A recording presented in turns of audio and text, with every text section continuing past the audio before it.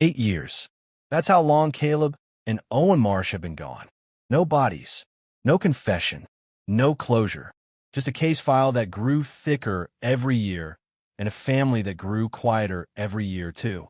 Then, on an ordinary Tuesday morning in March, a satellite 400 miles above the Earth picked up something that shouldn't have existed. A signal, not from the lake where the brothers vanished, not from the forest search teams had combed for 6 straight weeks, 8 years earlier, not even from the same state. The signal came from a stretch of coastline 1,100 miles away, a place neither brother had any known connection to, a place that had never once appeared in the case file. It lasted 90 seconds. Then it went silent, and it never came back. For 8 years, everyone believed they understood what happened to Caleb and Owen Marsh. Detectives had their working theory. The family had their private grief. The case had gone cold the way most cases go cold. Not with an ending, but with silence that slowly swallowed the questions no one could answer. That 90-second signal broke the silence. And it broke something else along with it. Every assumption investigators had spent 8 years building their case on. Because the device that sent it, a satellite rescue beacon registered to the missing brothers, had been presumed lost at the bottom of a lake for nearly a decade. Presumed dead. Presumed silent forever. Until it wasn't. Within hours of that signal, a father who had never stopped looking would be driving through the night toward coordinates that made no sense. Within days, an investigation that had been closed for years would be reopened. And within weeks, a name no one in the original case file had ever heard would surface, a name that would finally begin to explain what happened. Technicians who monitor these systems for a living would later say they had never seen anything quite like it. A beacon doesn't simply wake itself up after 8 years of total silence. It doesn't transmit for exactly 90 seconds and then vanish again, as if someone or something had decided the message was finished. Equipment fails randomly. It doesn't behave with intention. And yet, on paper, that's exactly what this one seemed to do. Somewhere out there, either the beacon itself had a story to tell, or someone holding it did. But to understand why that signal changed everything, we have to go back to the last ordinary morning anyone ever saw Caleb and Owen Marsh alive. Warren Marsh raised 2 sons mostly on his own after his wife, Dana, died suddenly of an aneurysm when Owen was only 4 years old. Caleb was 9 at the time, old enough to remember his mother clearly, young enough that the grief reshaped who he became instead of simply wounding him. He grew into the kind of older brother who checked twice that the door was locked before bed, who kept a first aid kit in his truck at all times, who called his father every Sunday without fail, rain or shine, for as long as anyone could remember. Owen was different, looser, funnier, the kind of teenager who could talk his way out of trouble by making people laugh before they had the chance to get angry. He idolized his older brother and followed him everywhere, onto the same baseball team, into the same part-time jobs, out onto the same stretch of water every summer. He picked up Caleb's habits like a smaller shadow. The same fishing knots tied the same exact way, the same taste in flannel shirts, even the same crooked half-smile that showed up right before either of them cracked a joke. Warren worked as a machinist at a parts plant outside town, the kind of steady, unglamorous job that let him coach Owen's baseball team on weekends and still make it to Caleb's community college graduation on a Tuesday afternoon. He wasn't a wealthy man. Neighbors described him as quiet, dependable, and fiercely private about his family's business. The sort of man who'd rather fix a problem with his own 2 hands than ask anyone else for help. Every June, the 3 of them took the same trip. 5 days on Widow's Fork Lake, a long, narrow reservoir tucked into a stretch of national forest 2 hours from home. It had started years earlier as a way to keep the boys close to their mother's memory. She had loved that lake more than any other place on Earth, and it had slowly become tradition. Kayaks strapped to the truck bed, a battered 2-man tent that had survived a decade of trips, a cooler full of bad coffee and worse sandwiches.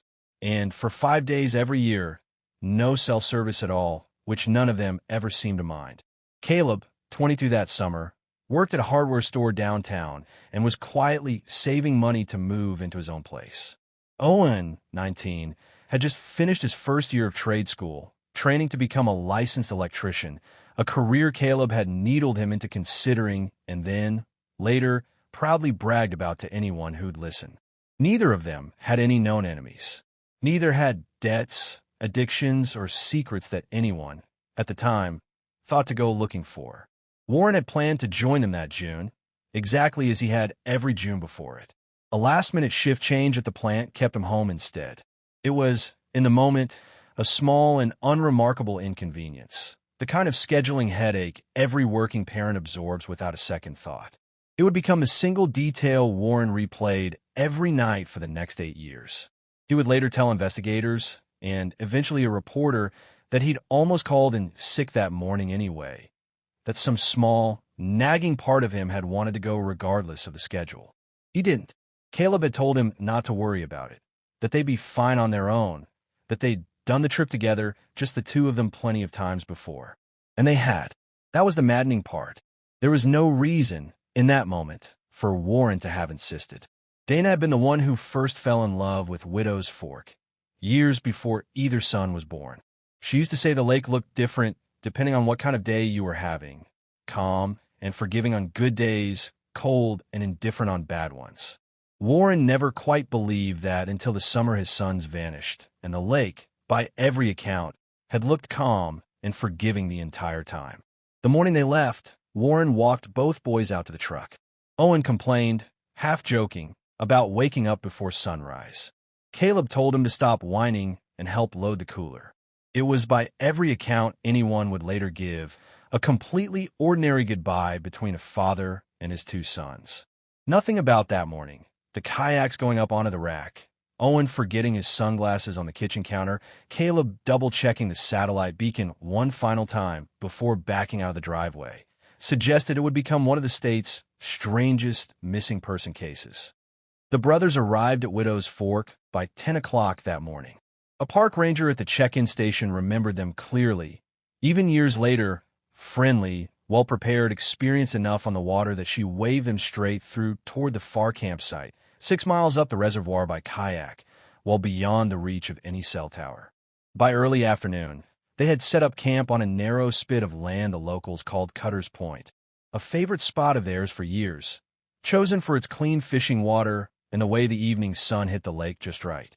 A family fishing nearby exchanged a few friendly words with the brothers that afternoon.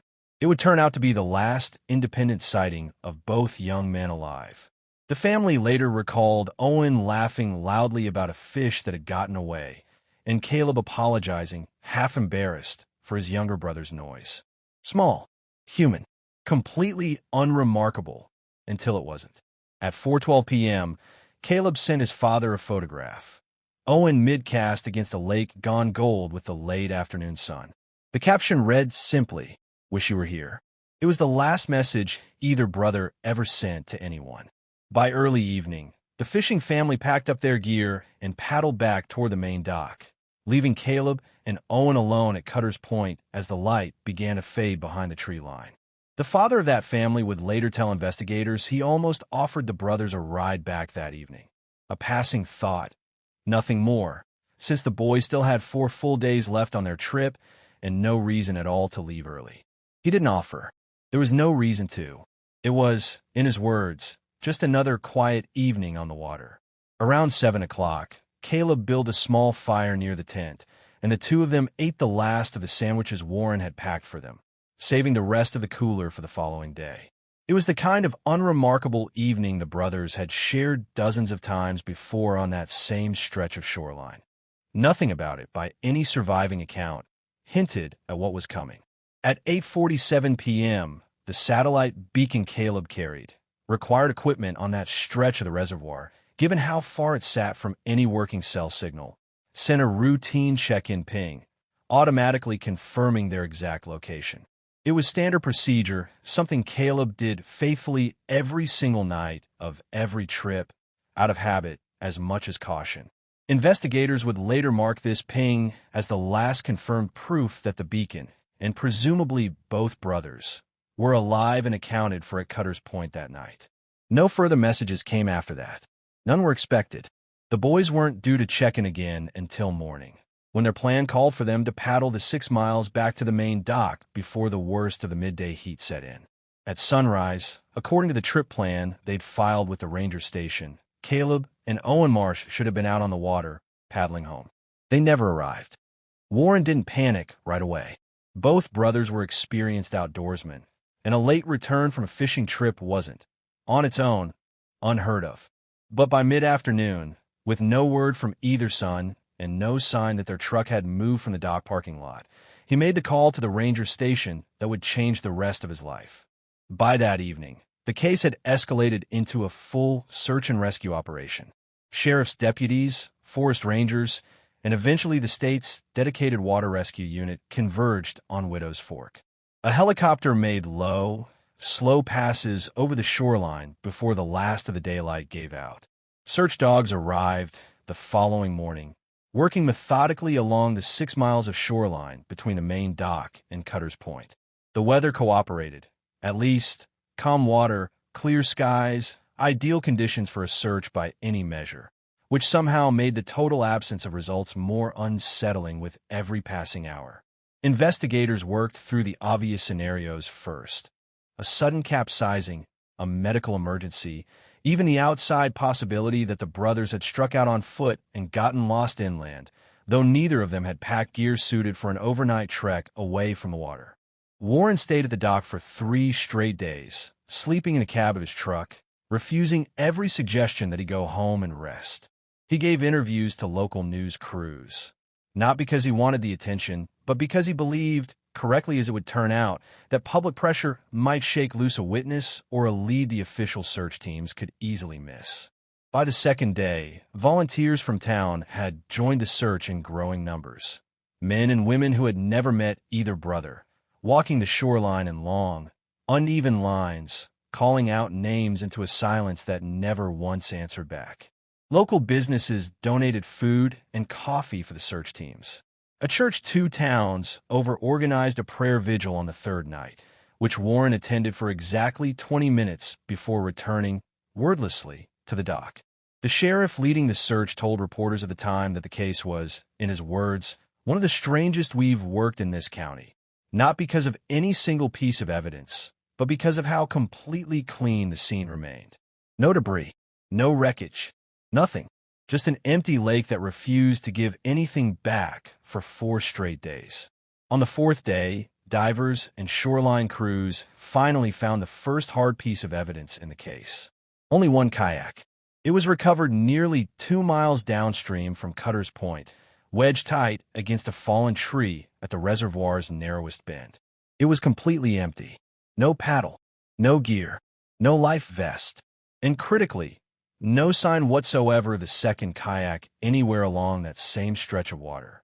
For a case that had, up until that moment, looked like a tragic but explainable accident, the discovery of a single kayak, recovered from a location that didn't match the reservoir's known current patterns, was the first real sign that something about this story simply didn't add up. 9 days after the brothers were first reported missing, the second kayak finally surfaced, but not where anyone expected it. It turned up nearly 4 miles in the opposite direction from the first, tangled in reeds near a small boat launch that wasn't even part of the official search perimeter. And unlike the first kayak, which showed exactly the kind of wear investigators expected from over a week of drifting and scraping along rocks, this second kayak had almost no water damage at all. It looked, divers noted with visible unease, as if it had been placed in the water recently, rather than left to drift for 9 days straight. Neither kayak still had the brothers' fishing gear, cooking equipment, or personal effects strapped in. Despite both boats being rigged with the exact same tie-down system Warren himself had installed the year before, a system built specifically to keep gear secured even in rough water. Back at the original campsite on Cutter's Point, search teams found the tent still standing, both sleeping bags inside, completely undisturbed. The cooler sat exactly where it had been left. Even the beacon's charging cable was coiled neatly beside a backpack, but the beacon itself was nowhere to be found. There are no footprints leading away from the campsite other than the brothers' own 2 sets, and absolutely no signs of a struggle. No blood, no torn fabric, no evidence of wildlife interference of any kind. And most troubling of all, there had been no emergency distress call and no further beacon activity of any kind after that final routine check in the night the brothers vanished. It was a scene that resisted every simple explanation investigators tried to fit around it. An accidental drowning didn't explain two kayaks recovered miles apart, in opposite directions, in wildly mismatched condition. A hiking accident didn't explain the missing beacon or the complete absence of any trail leading away from camp. And foul play, on its face, didn't explain why absolutely nothing at the campsite itself had been taken or disturbed. Investigators found themselves splitting into camps, unable to agree on a single working theory. Some believed the brothers had left the campsite deliberately, for reasons no one could yet explain. Others suspected an outside party had been involved and had staged the undisturbed campsite specifically to look untouched. A smaller faction still clung to the accident theory, arguing that undocumented currents near Cutter's Point could account for the strange drift patterns. However unlikely that explanation seemed given everything else at the scene. A forensic diver who worked the recovery of the second kayak later described the moment in an internal report that would surface years afterward. The boat's hull, he wrote, was too clean, free of the algae growth, scuffing, and sediment staining that 9 days in reservoir water should have produced. At the time, the observation was noted and set aside, one strange detail among many, in a case that was already accumulating strange details faster than anyone could properly investigate them. What none of them could explain, no matter which theory they personally favored, was the most basic question of all. Were Caleb and Owen Marsh, or at the very least their remains? 3 weeks into the investigation, the case took its first real turn away from the lake itself. A tip came in from a part-time dockhand who mentioned, almost as an afterthought during a routine interview, that an unmarked commercial boat had been running late-night trips near the reservoir's northern arm, well outside any permitted operating hours, in the weeks leading up to the brothers' disappearance. The dockhand admitted he'd only seen the boat twice, both times from a distance, and couldn't offer a definitive description beyond its general size and shape. Investigators also learned that a small industrial water treatment facility sat roughly 2 miles from Cutter's Point, reachable only by a service road that didn't appear on any public map. Its private dock had limited security camera coverage, and, critically, the footage from the exact days surrounding the brothers' disappearance had already been overwritten by the time anyone thought to request it, a routine 10-day recording cycle that nobody at the facility flagged in time to preserve. Detectives pursued the facility angle-hard for several weeks. Employees were interviewed one by one. Records were formally requested. Nothing concrete ever tied the facility directly to the disappearance. But the gap in the footage left a hole in the timeline that would never be filled, no matter how many other leads investigators chased down afterward. At the same time, rumors of illegal fishing operations using the reservoir's more remote arms began circulating through local gossip, accompanied by a handful of anonymous tips investigators could never independently verify. A commercial fishing boat registered 2 counties over was flagged, questioned, and ultimately cleared entirely, after its captain produced maintenance records proving the boat had been in dry dock for repairs during the exact week in question. Each lead, one after another, dead-ended. The unmarked boat was never positively identified. The facility's missing footage explained nothing conclusively on its own. The fishing rumors evaporated completely under closer scrutiny. Warren grew increasingly frustrated with what he saw as a fragmented, under-resourced investigation, one split across too many unlikely threads, without enough sustained follow-through on any single one of them. 18 months after his sons vanished, the case was formally reclassified as a cold case. Still technically open, still officially unsolved, but no longer actively staffed by detectives. For Warren, that reclassification didn't feel like an ending. It felt like an eviction, like the case, and his sons along with it, were quietly being asked to leave. Around this same time, a second, smaller detail surfaced that investigators noted but never fully resolved. A resident living along the reservoir's northern arm reported hearing what she described as a boat engine running way too late on the night the brothers vanished. sometime after 11 p.m., well past when any legitimate recreational traffic would reasonably be on the water. She hadn't thought much of it at the time. She only came forward after seeing the case on the local news, nearly a month after the fact, by which point any physical trace of that boat, if it had ever existed at all, was long gone. The case went quiet. Warren never did. Every June, local news ran a brief anniversary segment. A photo of the brothers, a short quote from Warren, a reminder that no arrest had ever been made in the case. Each year, the segment got a little shorter. By the 5th anniversary, it had shrunk to a single sentence buried in a roundup of the region's unsolved cases. Warren refused to let it end there. He converted his garage into what his neighbors half-jokingly called the office, a cramped, fluorescent-lit space lined with laminated maps of Widow's Fork Lake, printed weather reports from the exact week his sons vanished, requested boat registration records going back a decade, and a growing wall of photographs connected by string and pushpins in a pattern only he fully understood. He taught himself to read shipping manifests he'd once found completely incomprehensible. He filed public records requests the sheriff's department had never gotten around to filing themselves.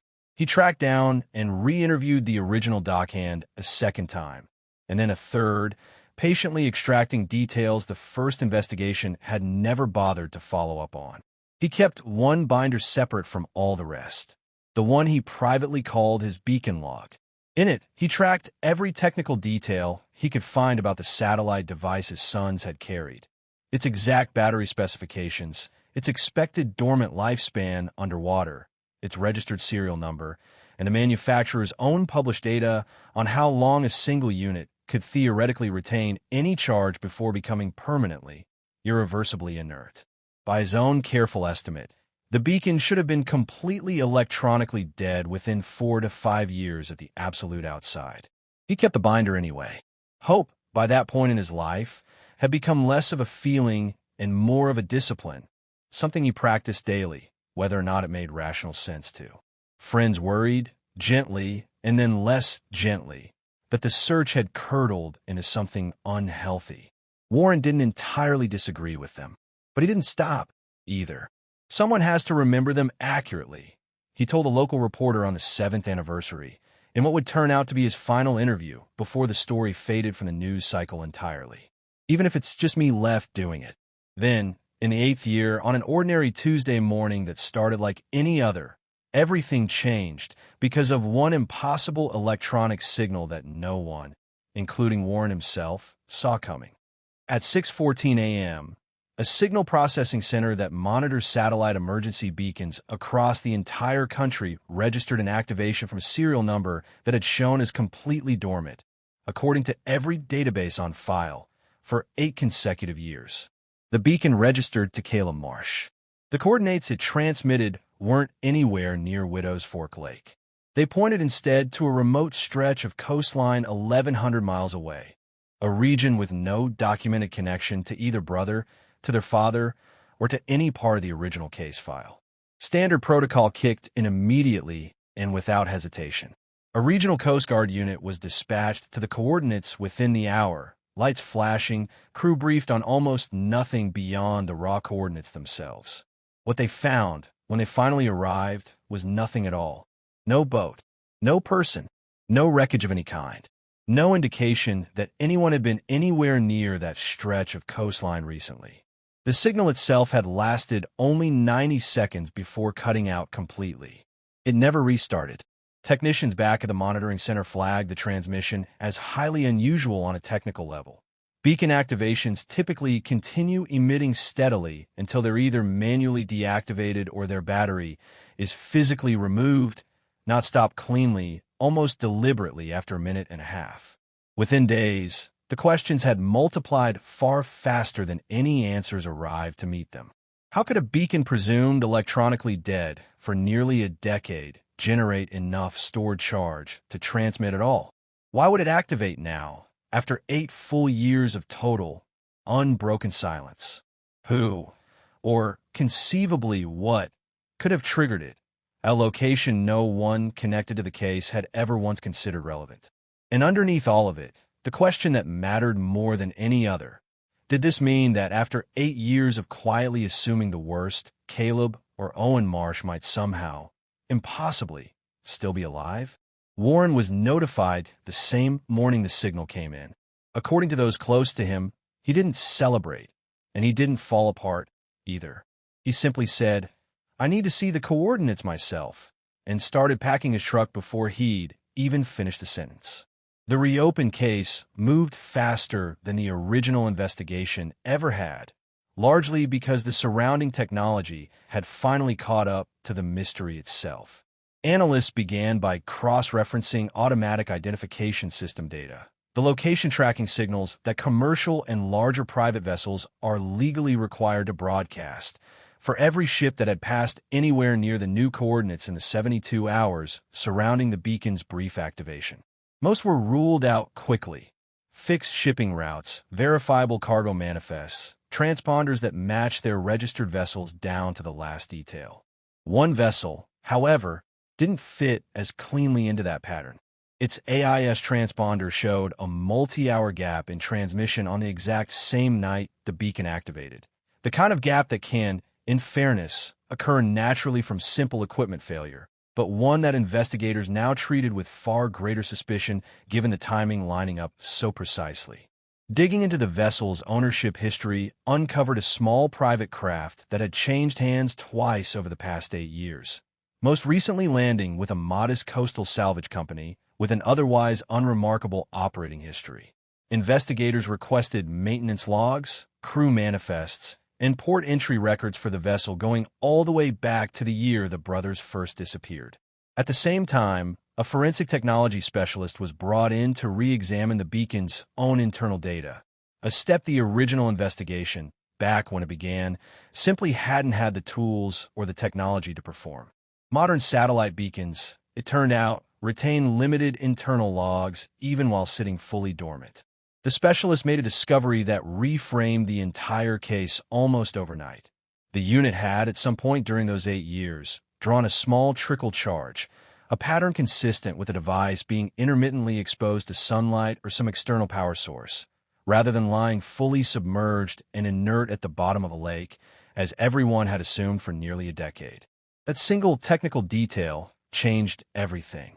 If the beacon had been recharging on and off rather than sitting dead underwater the entire time, then someone, or conceivably something, had been in physical possession of it for years, on and off, without anyone knowing. For the first time in nearly a decade, the investigation finally had a real, physical thread to pull. The only question left was where it would lead. That thread led investigators to a man named Ellis Vance, a former deckhand who had worked briefly and unofficially at the water treatment facility near Widow's Fork Lake during the exact summer the brothers disappeared. The very same facility whose security footage had gone conveniently, mysteriously missing during the original investigation years before. Vance had left the area roughly 2 years after the disappearance and had drifted between coastal salvage jobs ever since, eventually landing on the very vessel investigators had already flagged through the suspicious AIS transmission gap. When investigators finally located and interviewed him, Vance initially denied any knowledge of the case whatsoever. But confronted directly with the beacon's internal charging data and his own documented employment history near the original scene, his account began, slowly and then all at once, to shift. According to Vance's eventual statement, he had discovered the beacon washed up in a reed bed near the water treatment facility's private dock, only days after the brothers had vanished. He claimed he had kept it. First, he admitted, out of simple opportunism, and later out of a growing fear of being connected to a disappearance he insisted he had absolutely no role in causing. He stated that he had found the device completely alone, with no other personal belongings anywhere nearby, and that he never learned what actually happened to either brother. Vance further claimed that the beacon had activated entirely on its own, during a period when he had it stored, still packed away, inside a supply crate aboard the salvage vessel. A specific claim investigators are still working to independently verify, given how unusual the device's internal charging pattern turned out to be under closer examination. Whether that activation was accidental, purely mechanical, or something else entirely remains an open and unresolved question at the center of the ongoing investigation. It's important to note plainly, as of this account, that Ellis Vance has been named only a person of interest in the reopened case and has not been charged with or convicted of any crime connected to the original disappearance. Investigators have stated clearly that his account, while significant, does not yet explain where Caleb and Owen Marsh actually are or what truly happened to them on the night they vanished from Cutter's Point. The case, formally reopened after 8 long years, remains officially unsolved. For Warren, the recovery of the beacon itself, the same weathered, sun-faded device his sons had carried out onto the water 8 years earlier, was the first hard, physical proof, after nearly a decade of uncertainty, that his sons hadn't simply vanished into nothing at all. Something had happened to them. And for the first time in 8 years, there was finally a name, a rough timeline, and a real trail worth following. Working from Vance's statement and the beacon's recovered internal data, investigators now believe it's possible the brothers' kayaks were disturbed by an outside party near Cutter's Point that night, potentially connected to the unauthorized boat traffic reported near the water treatment facility years earlier. They stress, firmly and repeatedly, that this remains a working theory and not a confirmed conclusion. Whether Caleb and Owen Marsh survived that night at all, and if so, for how long, remains entirely unknown. The case has not been closed. The central question, what actually happened to the 2 brothers in the hours after their final beacon check-in at 8:47 p.m. that June night, remains completely unanswered. Vance's account explains how the beacon eventually came to be recovered and later, somehow, reactivated. It does not explain the missing security footage. It does not explain the mismatched condition of the 2 kayaks, recovered miles apart in opposite directions. And it does not explain where, if anywhere, the brothers' remains might still be found. For Warren Marsh, 8 years of maintained hope, thousands of pages of self-compiled records, and a garage quietly converted into a private investigation unit had finally produced something the official case file alone never managed to deliver: a name, a timeline, and a genuine reason to keep looking. It did not, in the end, produce his sons. In the time since, Warren has said plainly that he intends to keep searching, regardless of what the official investigation ultimately concludes. "I got an answer to one question," he said. "I still need the only one that actually matters." The lesson investigators say they've taken from this case is a sobering one. Physical evidence, even evidence long presumed inert or completely destroyed, can quietly outlast the theories built around it for years. And sometimes the truth doesn't arrive on the timeline anyone expects, or in the form anyone is ever fully prepared for. What do you think really happened out on Widow's Fork Lake that night? Was it a tragic accident that time and circumstance slowly twisted into something stranger? Or was someone hiding the truth from the very beginning, waiting 8 years for a single signal to finally give it away?